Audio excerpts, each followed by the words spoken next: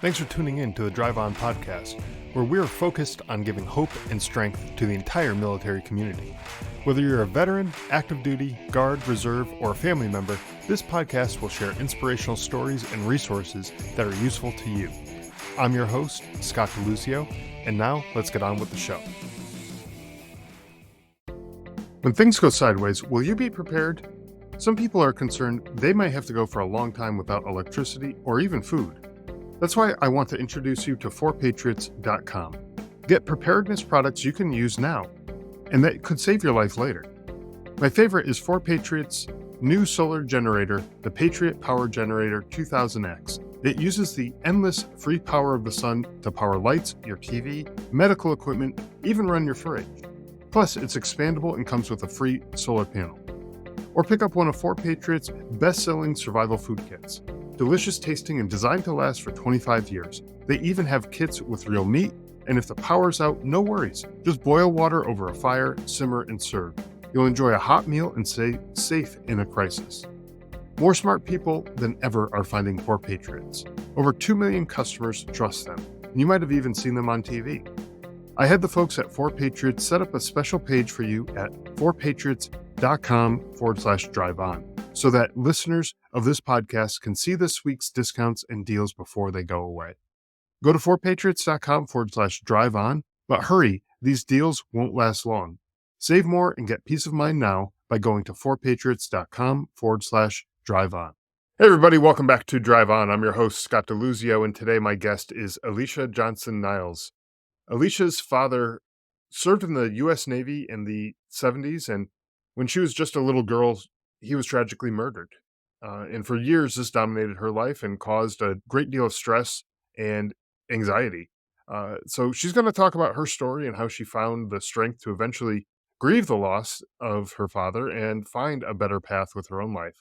But first, welcome to the show, Allicia. I'm really glad to have you here. Thanks. So good to be here. Thanks for inviting me. It's Yeah, you it's an bet. honor. So, Yeah. So I guess we'll kind of just jump right into the story here. I want to talk about how your father's death impacted your early years in life, and um, you know, how did you deal with that at such a young age? And when did you recognize the need that you needed to, um, really start grieving in a kind of healthier way? oh, so, first thing I want to address is like grief culture. I think even today, it's getting a little bit better today. But my dad was killed back in 1976, and a little bit of a timeline. I was 2 years old at the time. My brother was a baby. Of course, I don't have any memories of my dad. So, I mean, I spent, well, keeping on with the timeline. Um, so my dad was killed when I was 2. My mom remarried when I was almost 6, and, then basically, like, I don't know. So, got some core memories of after my dad died. My first memory actually is when I was about 3, and my mom had, with my grandparents, built a little apartment for my brother and I to live in at my grandparents' house, and I remember walking down the stairs to that. That's kind of one of the first, like, solid actual memories I have. So, I don't have a single memory of my dad. Well, And spent the next couple of years, there while she was building a house. And, I mean, she was amazing. So my memories of my mom being single, so I guess I could kind of break it up into my mom being single to my mom being remarried, and then kind of what happened, yeah, well, after that. But, yeah, that works. I remember would talk about my dad all the time, and I'm Christian. I grew up in a Christian family where, I was so grateful that we talked about my dad. Like, my mom was very open, she was honest. My dad was murdered by one of his own men, Hmm. and even I always knew from the time I was a little girl that a bad man took my dad, and I was grateful that my mom was honest. I think, my opinion as far as, like, everybody has their own parenting styles and things like that, but I think that was just so important because, um, kids understand more than people think. And Yeah. especially back then, like anyway, Um, so yeah, so we talked about my dad all the time. We had his picture up. Um, we talked about how we were going to see him again. My mom made sure that we knew about his personality. He is from DC and my family is from Utah. And so every summer would go out and would visit my dad's grave, and we loved visiting my dad's family and had that connection. So then when I was about 6 years old, right before I turned 6 years old, my mom got remarried, and my stepdad is absolutely wonderful. Like, I mean, who it takes an amazing person to come and take on 2 little kids and a widow of somebody who's, kinda like a superhero, I mean, That's right. anyway, Big it would shoes be a to hard fill, right? thing. Yeah, very big shoes to fill, yeah. Yeah, And, so then I remember people are so excited. Well, leading up to that, people are like, "Oh, you poor thing, you don't have a dad. Oh, you don't have a dad." And, like, even the memories from clear back then, it's like I had this amazing dad that I didn't know, and I don't know, there was even back then, there was that kind of void, I guess. sure. But, anyway, the day they took the day my mom and my stepdad got married, happy occasion, whatever, but there were some things that bothered me. I remember getting upset with my mom, like, when I found out, well, first of all, guess who her bed partner was growing up? That was yeah. Wasn't happy about that situation as a 5-year-old. Um, and then she was changing her last name, and I lost it. I was just like, "Don't you love daddy anymore?" So I remember little things like that where there was I don't wanna say they were grief necessarily, but now that I look back, it was part of grieving. Sure. And so the day of their wedding, they actually took my dad's picture down, Mm, which, I mean, it's to be expected, especially back then. The attitude back then was like, and even today, like, "Oh, you're so lucky. You don't remember. Oh, you're so lucky. You don't have any memories. You didn't remember the knock at the door. You don't remember, oh, you're so lucky you don't miss your dad," kind of thing. And I believed it. I mean, mhm. it's not like people were saying that regularly, but that was something that I picked up on. Sure. And anyway, there actually, as I looked back when I got older, there were a lot of things that happened during those years that I think one of the reasons I'm doing this. I mean, I'm writing my book because I wanna help other little kids who might have gone through this, because it's the perspective nobody would really think of until I dug into it when I was 30 years old. So, Yeah, and I'm such a long time period. You mhm, mentioned, helping little kids, but it can be helping adults who mhm, were little kids at, such a difficult time, mhm, and, kids don't necessarily know how to grieve. Like, death is a almost a foreign concept when you're such a little kid, mhm, because everybody that you've ever known, literally your entire life, has always been alive. And mhm, so, what is death? That's such a strange thing to even think about, until it happens, and mhm, then all of a sudden, now where did that person go? And then you get into the spiritual kind of conversations of, you know, the heaven, like, where are they? Where are they mhm, physically? Where are they spiritually? What happens to them? All of these questions that a little kid would have running through their minds. And, unfortunately, not every parent is equipped to be able to answer those questions. And they're difficult questions even for adults, right? But, mhm, being able to talk to a little kid about that is rather difficult, I would imagine, right? mhm. Well, and I think also it uh, kids don't show grief, really. I mean, maybe they Right. do. Like, if you know what to look for, they do. They absolutely do. But, it's just kids understand more than you think they do.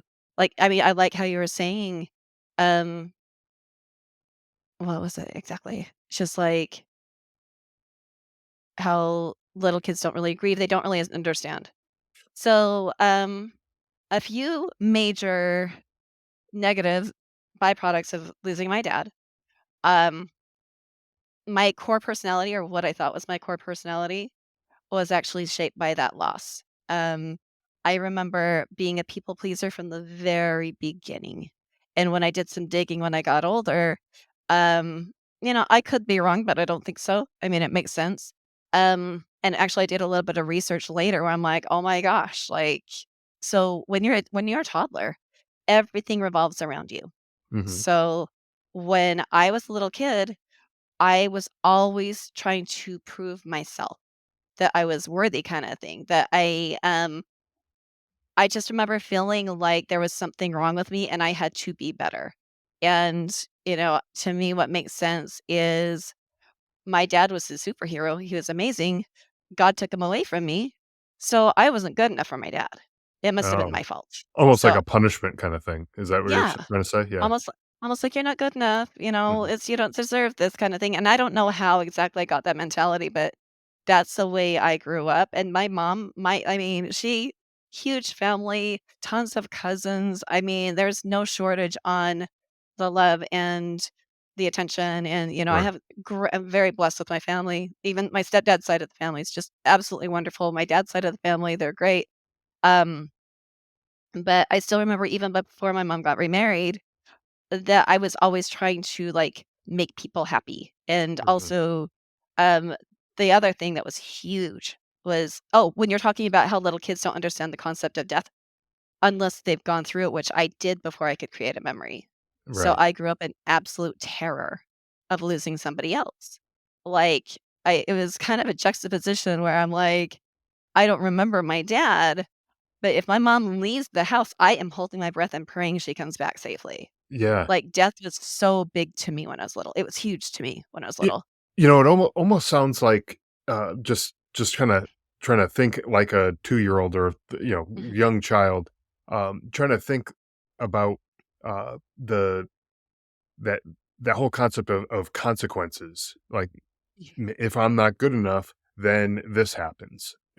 mhm, But it's not like, uh you weren't good, so you don't get dessert today, or you didn't finish your dinner, so you don't get dessert, that type of thing.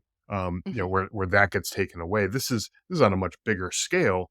And so to you, it probably seemed like if I do everything perfectly, then everybody gets to stick around and be a part of yeah, my life. But if I mess up, if I slip up just once and I make somebody mad, or I do this one thing wrong, then somebody's gonna leave. And so I can kind of understand where you're coming from with being a people pleaser, and certainly having high anxiety, right? Because mhm, that that would be a super stressful thing to put literally the weight of the world on a little kid's shoulders and say, you got to be perfect. mhm, Otherwise, this person's gone. Like, mhm. who can handle that? Yeah, That's a lot. and I think a lot of it too, I think that is secondary to the fear of just not even, like, if I did feel like I'm not good enough, I'm not as good as everybody else.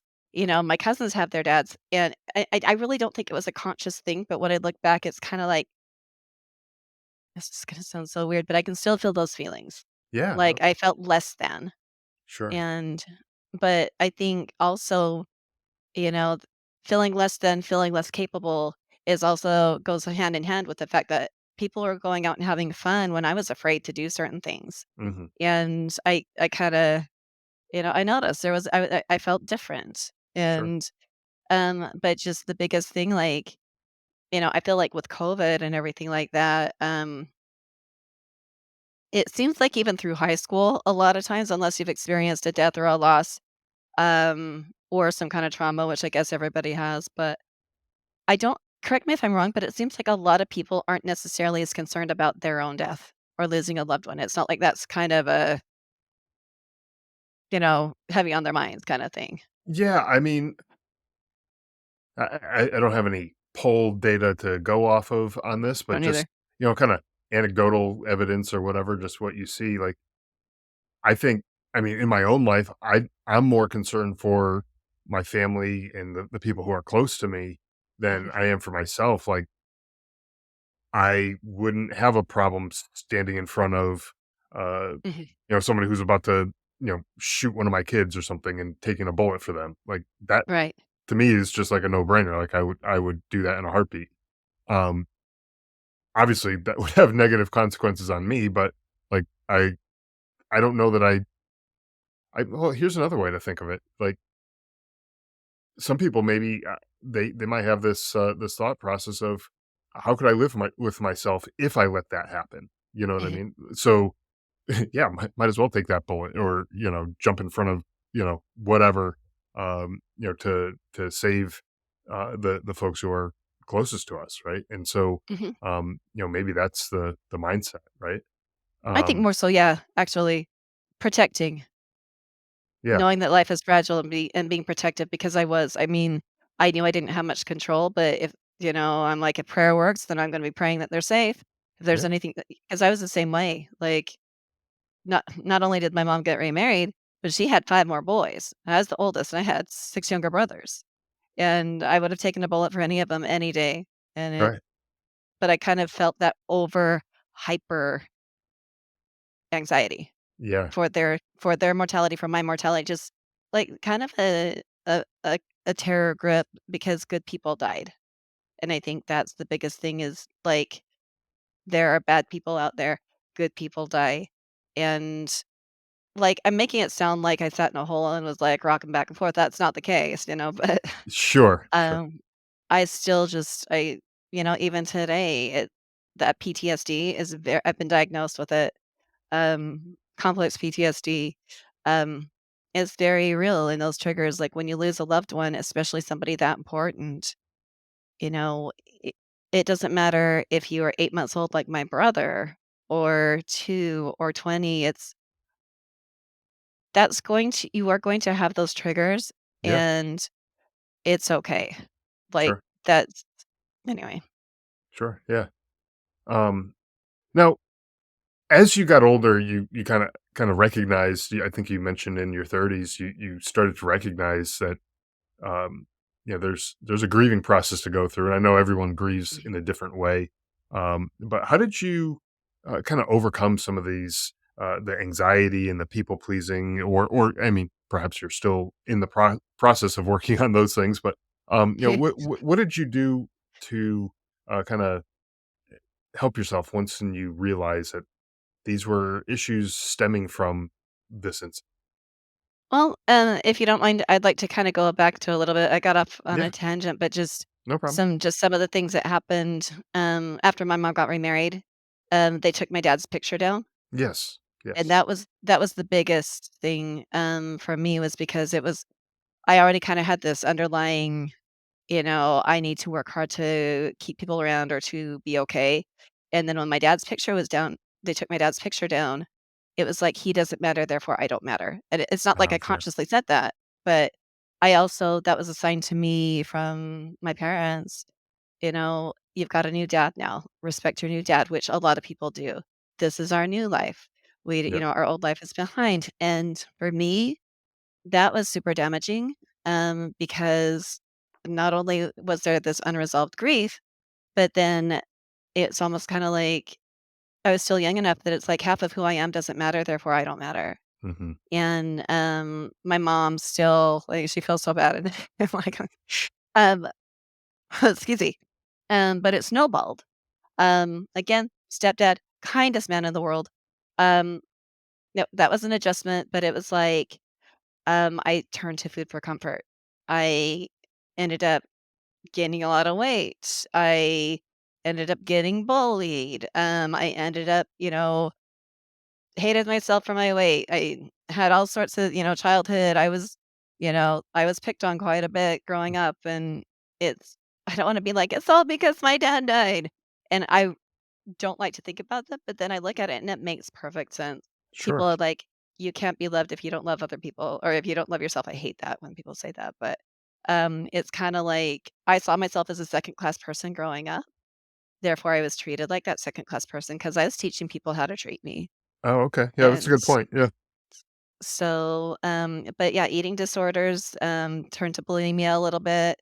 I was very attracted to narcissistic people, Mhm. friendships, dating, things like that. I'm like playing my violin. My life was so hard. Um, my life was harder than it could have been.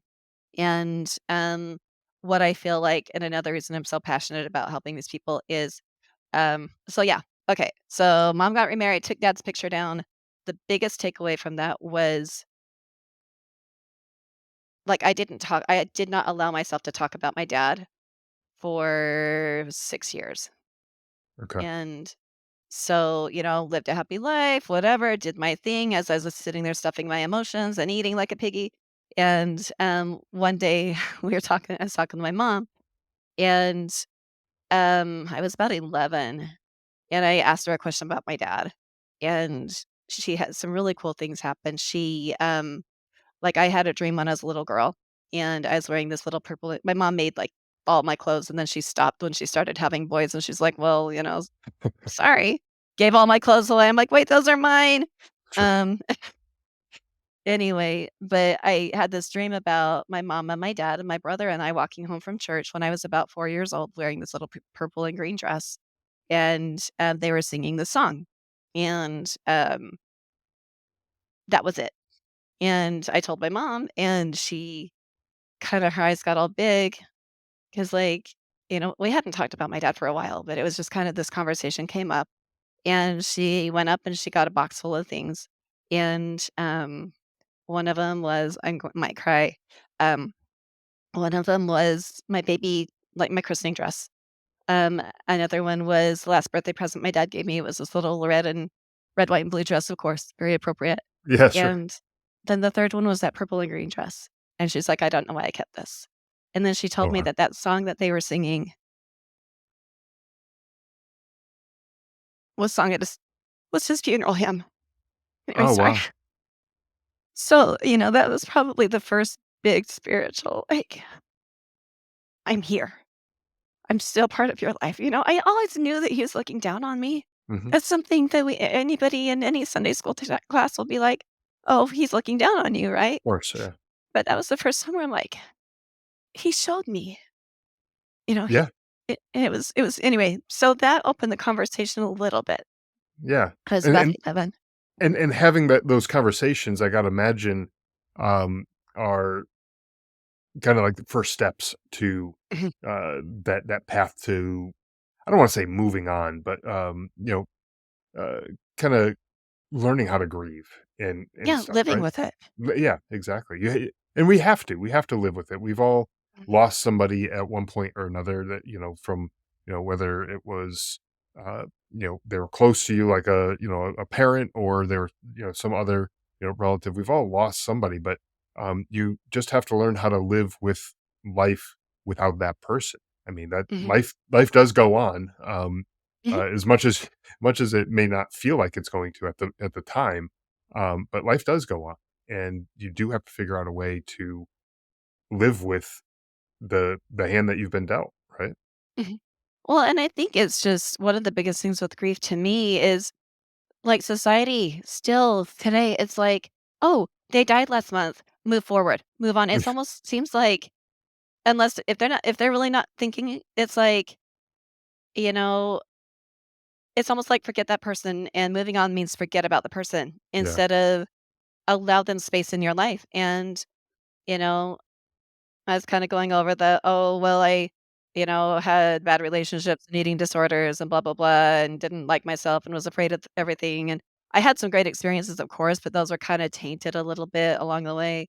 Yep. Um, but like what you were saying earlier, when I turned 30, um, I was actually on a date with this guy, and, I knew that his mom had just died of cancer. And so that was another funny thing is speaking of society, people are like, "Don't tell people about your dad. Like, Oh, it's yeah. gonna scare them off." I'm like, Right. "Oh, okay." So, I didn't talk about my dad, and then he was mentioned his mom, and I'm like, "Well, my dad died too, but I was only 2, so, I don't have any memories of him and, whatever." And he's just like, "You have every right to miss him. You have Yeah. every right to grieve him. You don't have memories. I have memories of my mom." And that's like, having that validation, like, you don't remember him, but you still have the right to miss him. Mhm. I mean, strangely, it took validation from somebody else, but and again, if my mom knew, she would have helped she would have stopped it, but I don't think anybody knew what I was really going through. But when I got that permission from him well, because to be honest, even my dad's mom, I'd ask questions about my dad to certain people, and I honor and respect that people grieve differently, and they need to, and we need to honor and respect their style. Sure. Um, but she didn't talk about my dad, and she said, "It's not fair for you to ask questions about your dad. You don't remember him." And Oh, wow. so that I think that was another thing that just kinda cemented it into, like, you're broken, you're weird if you miss your dad. But then having this random guy bring it up and just be like, "You have every right." Like, I knew I did, but that gave me the permission to move forward with it. And so I even started researching his death because, yes, he was murdered. We didn't know anything about the guy who killed him. Um, I'd asked my mom, she told me what she heard, which was, "Your dad was a narcotics officer in the Navy. The guy who killed him pled insanity and got away with it." I mean, Oh, wow. imagine from being a little kid, and again, I wouldn't have it any other way. I would not have had her lie for anything. Like, Mhm. parents out there, I'm not gonna tell you what to do, but I'm gonna tell you what to do. Do not lie to your kids. Yeah, Don't lie to your kids, they're gonna pick up on it.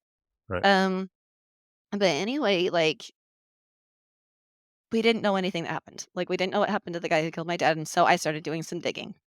And, along with that, it's kinda like my research to find out what really happened to my dad opened the door for my grief as well. So and I realized the more I allowed myself to miss my dad, and I allowed him to be a part of my life, the less it hurt. Like, being Okay, able to yeah, have that solid good cry. And, I need to be honest, back when I was 17, so after my conversation with my mom, um, I'd notice little things, like his hymn would come up every now and then. But then I had the opportunity to go back to DC. So we'd go out to visit my dad's grave every summer. Oh, all 3 of them before my mom got remarried because, expensive.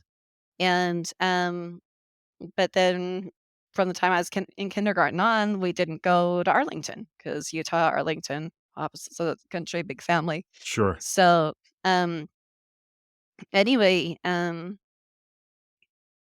I got to go back east and visit my friend who had moved out there, and I went to my dad's grave. And I remember because again, leading up to that, it's like he's just a superhero. He's just a great person. I'm lucky, grateful to have this, every spiritual connection, whatever, no big deal. I'm not gonna cry at his grave. As soon as I saw his name in stone, just the floodgates. And it's amazing how what a huge relief it was to look at it in the face Mhm, and just mhm. be like, he's the and to I mean, I could have seen him every day. I mean, I can't say this for sure, but I imagine that I could have seen him every day and then gotten the news and still felt I felt the pain that I would have felt just seeing him and missing him, and it was the most healing thing to allow myself to miss him. So, Yeah, and I think that's an important takeaway for folks is, uh, like, I don't care how many years have passed or how old you are or how old you were when when you lost somebody, it's okay to miss that person. mhm, It's okay to talk about that person. It's okay to, uh, even cry if you need if that's your way of expressing that emotion, um, do it. Just do it. yeah,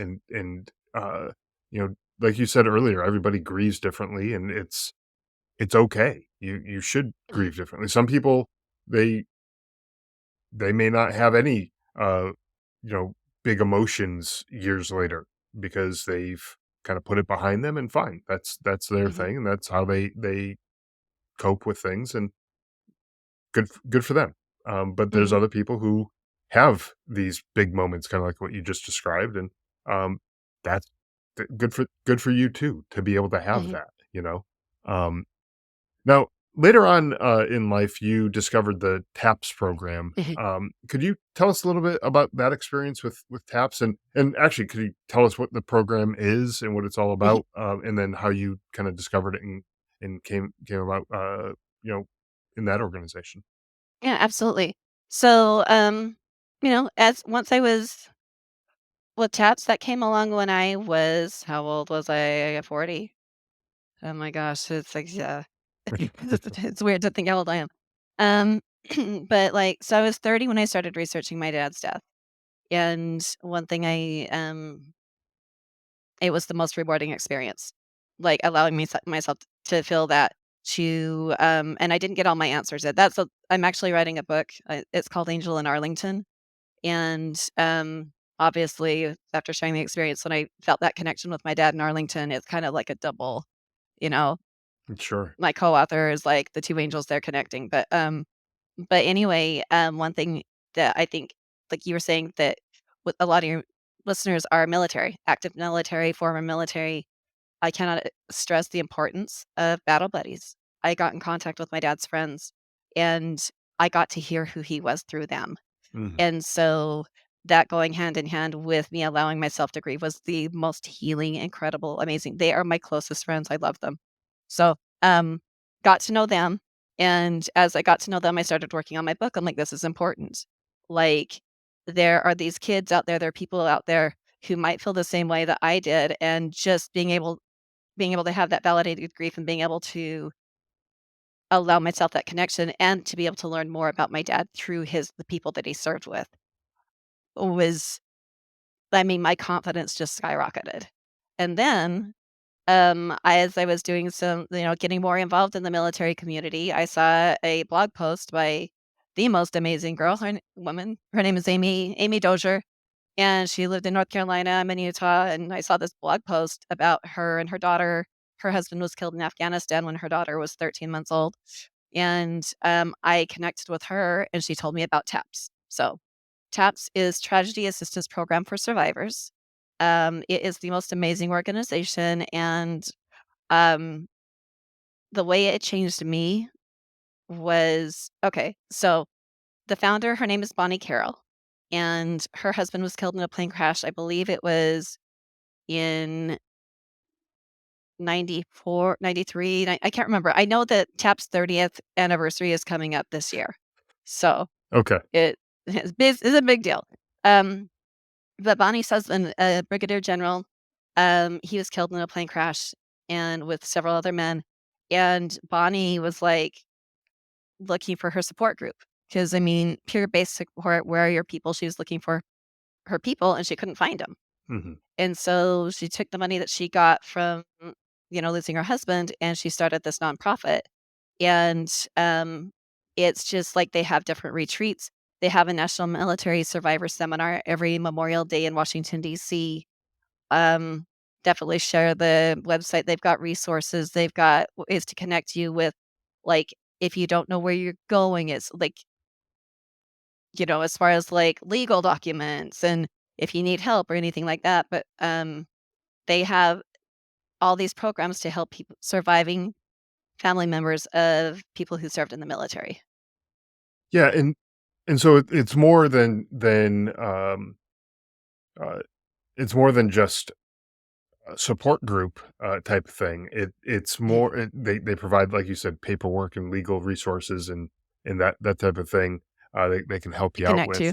Yeah, they can connect you to Mhm. the right resources, Mhm. for those types of things. But also the events that they have, and the kind of community around the shared experience of losing somebody who served in the military, um, that, uh, can be therapeutic as well, right? Having Oh, that sort of community, uh-huh. could you touch on that as well? Oh, yeah. So, when I first got involved in TATS because I was still in that mode of, "I don't deserve, I'm second class, I have to serve, my dad died too long ago," um, I was reaching out to volunteer. I'm like, put me to work," kinda thing. So, of course, my first event that I went to was nationals. Also, it was a great excuse to be able to go back and visit my dad's grave, Sure. which I love it, actually. It's weird as that sounds, my dad's grave is one of my favorite places on earth. It's just Arlington, how can you not? Yeah, right.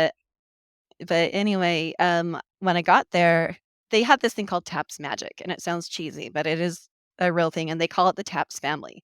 And again, I kinda roll my eyes, but I don't. So, I remember getting there, and I'm like, "Put me to work," and they're like, "No, you're here to heal." I'm like, "That's cute, but my dad died forever ago, and, put me to work." And they're like, "You'd be surprised how soon you're gonna find people who understand you."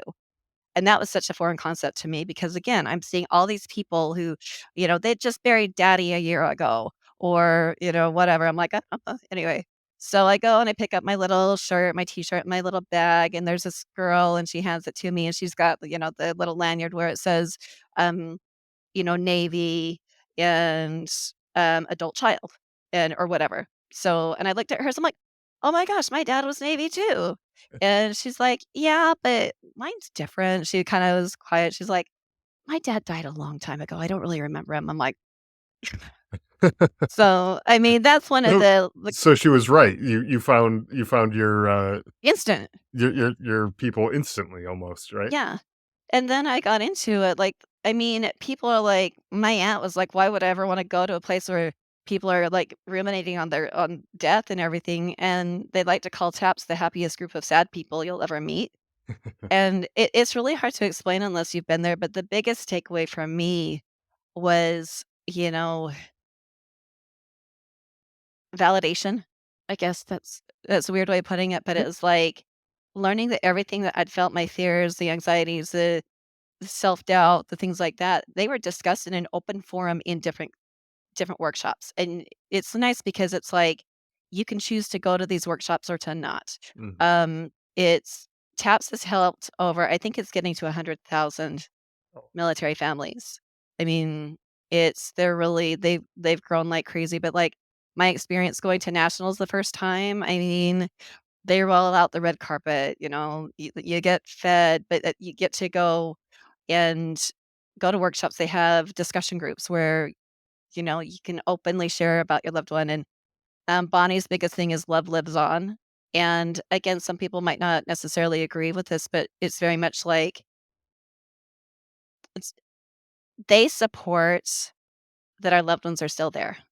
And that's one thing that I'm very passionate about is that they're still there. They still want to connect with you. And again, like we said all along, you have that right. yeah. And but the love lives on is what Bonnie talks about a lot. And I can't remember the exact like tag, but go to taps.org and you'll see things about, nationals, which is amazing. And then also they have different things like they have the regional seminars where there's one in Destin Beach, I know, this coming February for the Southeastern, and they've got them like different times of the year. With nationals, you pay for your hotel, but then the event itself is like 25 bucks or something, and it's 4 days, and you get fed. You really get fed. Um, but the seminars, all you have to pay for is your transportation to get there, and you Mhm. show up, and it is just this open, amazing almost like you can breathe, like, you can talk, you can cry, there's no judgment at all. Um, so many different resources, but the biggest thing for me was even this last time that I went, I'd gone 3 times before, COVID hit, I got married, like, all these crazy things, and I noticed that my anxiety was kinda getting up and, talking to different therapists. Therapy, by the way, can't stress enough how amazing that is, but with TAPS, I remember going down just this last year and hearing people talk about, like, triggers and just things that I needed to know, Mhm. and it cut my anxiety in half. Wow. Like, it's you know, I really can't it has from the first time I went, like, every time I go to TAPS, it changes me for the better. Well, and it's great that there's this resource available too. You you have this organization that exists to help the families of fallen service members, and coming together, like in your case, you said you met someone almost instantly who basically shared a very similar story to yours, even though you thought your story was so unique and so out there that Mhm. that nobody could possibly understand me, or nobody can understand this story. But Oh, then like, right I off the didn't bat, belong there. yeah, exactly. Like you don't, almost like you weren't deserving of Mhm. the support that they offered because it was so long ago. But I use this example on this podcast quite a bit. But if you have two people who are drowning, and one person's drowning in 2 feet of water, and their heads being held under, I don't know, whatever, or Right, someone who's drowning in 20 feet of water, uh, they both drowned. Like, right. you can't compare the like, who drowned worse? I don't know, they're both dead at this point. They both drowned, Right. like, it sucked for both of them. And so, Mhm, take this out to somebody like you, who your father died years ago, mhm. versus somebody else whose family member may have died months or, just like maybe a year ago, um, Mhm, they both suck. The mhm. situations both Yeah. suck. You Yeah, can't I can't sugarcoat it. you can't like yeah, you can't sugarcoat that and somehow magically make one better than the other, more Mhm, palatable. It's like their a life was lost. Period. End of mhm, story. Like that is terrible. I don't care when it happened or who it happened to. It's still terrible. Um, mhm, and allowing yourself to be able to talk to people who are uh, coming from a similar background with that shared experience, um, to share stories, share resources or how tos, maybe, how did you mhm, navigate this time of life or whatever, that to me is really important because, um, like you spent years basically on your own, basically thinking to yourself that you weren't good enough, you weren't this, you were, all these things, this negative self-talk, you're beating yourself up inside. Um, mhm, Whereas had you had a group of people like this who just got it and you could talk to, you would have been like, "Oh, this is just a thing that happens. It sucks, but it's a thing that happens to people, mhm, and there's nothing wrong with me." In mhm. this case, right? There was nothing Yeah. wrong with you. There still isn't anything wrong with you. You you didn't do anything wrong to cause this or to deserve this, right? Mhm. Um, but sometimes you need to have that validation like you were talking about. Well, yeah, and it's interesting too because it's like I see all these kids growing up now, and, like you were saying back then, I'm like, "I don't deserve this special treatment," or anything like that, and people would be like, "You lost your dad in the service of our country." Yeah. You do, and, there's that, and again, not like I have to have permission for good things, I know that I got definitely more confidence than that, but just it's interesting to see the little kids and how they interact. It's almost kinda like I keep using the term "breathe" again, and, but you see them getting together with their friends, their good grief camp because they have good grief camp there, and, some of my closest friends, they're widows, Mhm. and they had little teeny kids, and like, all these kids are growing up, and it's funny not funny, but it's interesting, it's kinda cool that a lot of kids will skip their high school graduation to make sure that they're at TAPS Nationals, and they Wow. walk across the stage at TAPS because it's their family, it's people that they feel like they can completely be themselves around and just it's a very, very safe space. Yeah, that's awesome. And I'm glad that you shared the resources that uh, TAPS has to offer. And I know Mhm, there's probably more that are available on their website. I'll have a mhm, link to that in the show notes for folks to check out, so that way they can, if they're in that position where they think that kind of service might be something of benefit to them, they can go check that out. But um, if you had like one message to share with folks who might be on a similar journey than mhm. as you, um, dealing dealing with a loss the way that you did, whether that loss happened last week or it happened 50 years ago, um, what would your message be? For starters, there's no timeline for grief, no starting, no end. Um, if you feel like crying, cry because it's like allowing them to be in your life, Sure. allowing yourself to cry is the best way because another thing, and this is very bold, but if you think they're there with you, they probably are. I've had enough experiences in my life that I cannot argue away.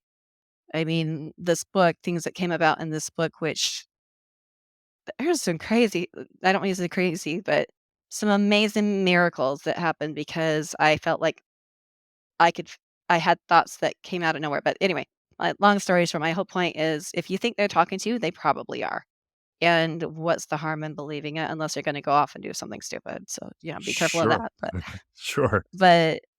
so yeah, 1 is allow yourself to cry when you need to. Number 2 is if you think they're there, they probably are, allow yourself to love them, um and don't expect to ever completely not miss them, because I feel like that's where a lot of the damages occur. 3, get some therapy, research, find a good therapist. Not every kind of therapist is for everybody. That's right. And,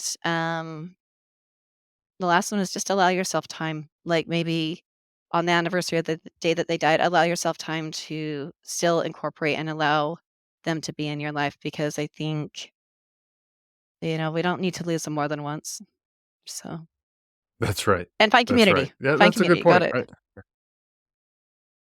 Yeah, yeah, and community, I think that's Mhm, also, important, but I like the thing that you said, that we don't need to lose them more than once, it was mhm, hard enough to bury them once, we don't need to relive that and torture ourselves with that trauma over and over and yeah, over again, right? Just be okay with, remembering, remember the good times if you have those memories. In your case, you mhm, don't have those memories, but um, you do probably have memories of those times, like you said. If you think they're there, they're there. You probably have memories of those times, and okay, fine. Well, if if you believe in your heart that he's there and he's with you, well, that's a time that you have spent together. You can remember those times, right? And just kind of yeah, have those kind of memories, or even the stories. Like even if that's not something that you believe, for the listeners, you don't mhm, believe if the person's there, they're there, or if you feel like they're there. Um, if you don't believe that, stories from other people. You said you had those battle buddies that you talked to, who shared stories of who your dad was. Talk to people about those people, and um, you know, find out who they were. And I know when I lost my brother, I talked to people that he served with, and some of the stories that they told me were um, they're absolutely hilarious stories. And it doesn't surprise me because he was a funny guy to begin with, but some of the yeah, things were just absolutely, absolutely hilarious. And um, you know, even the day that he died, uh, after his death, there were still funny stories about him. As tragic as his death would be, there were still funny things. So, like, I can think back at that, and I'm like, "Yep, that's him." Like, if he had to go one way, it would be that way, and it would be, in a way that leaves a smile on somebody's face, and so you can think about those things and be grateful that you have those kind of memories, perhaps as well, right? yeah, and that connection, whatever that connection means to you, whether it be you just feeling the cheesy statement, but warm fuzzies, just but it's like that's the best way I can think of is connection, whether you believe that they're with you and they're there in spirit, or it's just like that, you know? Like I said, it's pretty incredible that I think allowing ourselves to have those experiences, whatever they mean to us, is what takes the sting away from the grief, at least a Sure. little bit. Yeah. So, When things go sideways, will you be prepared? Some people are concerned they might have to go for a long time without electricity or even food. That's why I want to introduce you to 4patriots.com. Get preparedness products you can use now and that could save your life later. My favorite is 4Patriots' new solar generator, the Patriot Power Generator 2000X. It uses the endless free power of the sun to power lights, your TV, medical equipment, even run your fridge. Plus, it's expandable and comes with a free solar panel. Or pick up one of 4Patriots' best-selling survival food kits. Delicious tasting and designed to last for 25 years. They even have kits with real meat, and if the power's out, no worries. Just boil water over a fire, simmer, and serve. You'll enjoy a hot meal and stay safe in a crisis. More smart people than ever are finding 4Patriots. Over 2 million customers trust them, and you might have even seen them on TV. I had the folks at 4Patriots set up a special page for you at 4patriots.com/drive on so that listeners of this podcast can see this week's discounts and deals before they go away. Go to 4patriots.com/drive on, but hurry, these deals won't last long. Save more and get peace of mind now by going to 4patriots.com/drive on. Yeah, exactly. Well, before we wrap up this show, I like to add some humor to the end of shows, especially on episodes where the subject is a little maybe heavier or a little darker. Like just like to lighten the mood a little bit for some folks, and especially the listeners who might be going through a hard time, and maybe this is the only smile that gets put on their face all day. So, um, so A lot of times they're corny jokes. If you can humor me with a laugh, I'd appreciate it. But, You're a um, dad. You're it- allowed dad jokes. that's what I get. I've been a dad now for 14 plus years now, and I have to perfect the dad jokes, I guess. So, anyways, so there's a teenager. She brings home her new boyfriend to meet her parents, and immediately they're appalled by his haircut, his tattoos, piercings, all these things just wrong with him, right? And after he leaves later that night, the girl's mom says to her, "He does not seem like a very nice boy. I don't think you should be seeing him." And the girl goes, "Please, mom, if he wasn't nice, would he be doing 500 hours of community service?" Oh, I love the expression on your face when the light bulb. I'm kind of an airhead. It takes me a minute to catch things. It's That's awesome. for the listeners if you didn't get it. He's doing the community service because he got Cousin. arrested. That's hilarious. Oh, that poor girl. Anyway, Yeah. Anyways, thank you awesome. for humoring me with a laugh on that. Anyways, No, that was awesome. and thank you again for sharing your story and your book again. The name of the book, and we'll have links and stuff for the Mhm. listeners for the book. But can you remind us of the book? Yes, it's called Angel in Arlington. It's basically about how my experience facing my dad, killer, like digging into my grief and connecting, and how that brought me the freedom from my fears. So it's Angel in Arlington. My website is angelinarlington.com. That's where most of the things are going to be on. We don't have a release date yet, but I am working on like getting more resources and things like that. I'm really excited about it. It's been a long process, but it's in the hands of an agent right now. So Excellent, excellent. Well, yeah. when the book comes out, be sure to send me over the information. I'll update the show notes with the links, and Mhm. I'll also share it out on social media for anyone who is following Drive On Podcasts on social media. I'll be sure to share it there as soon as I get the information. So, thank you again for taking the time to join us. I really do Oh, thank appreciate you. it. Thank you so much for what you're doing. It's amazing and very needed. So Ian, I appreciate it. Thank you so much. Thanks for listening to the Drive On Podcast. If you want to support the show, please check out Scott's book, Surviving Son, on Amazon. All of the sales from that book go directly back into this podcast and work to help veterans in need. You can also follow the Drive On Podcast on Instagram, Facebook, Twitter, LinkedIn, YouTube, and wherever you listen to podcasts.